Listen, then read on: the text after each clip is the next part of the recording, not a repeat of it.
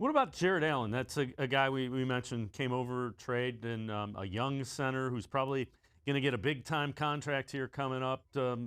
Is there a lot to like about him when you look at Jarrett Allen? What do you see, and is he a key piece of what you think the Cavs are going to build around?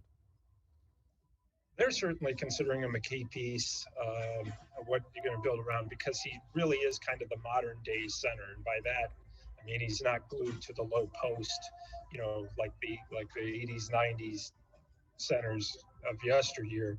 He's more of a guy who's going to block shots, run the floor, be athletic, fill the lanes, and just the kind of small ball type of center that we see in so much of today's game.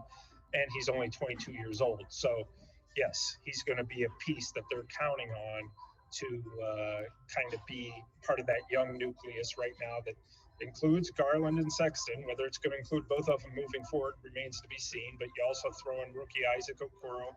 And some people around the league feel like Allen is probably the best of the bunch, or at least the greatest hope of the bunch, because of his size and his willingness to play really as a guy who's not really needing the ball a lot to be impactful. He's a guy who can get rebounds, score off rebounds, and by filling the lane. So, yeah, he's a huge piece of what they're doing. Some people will say the biggest piece of what you're going to see in the Cavs 5 years from now, because he's just so well rounded, as well as he's got the height factor.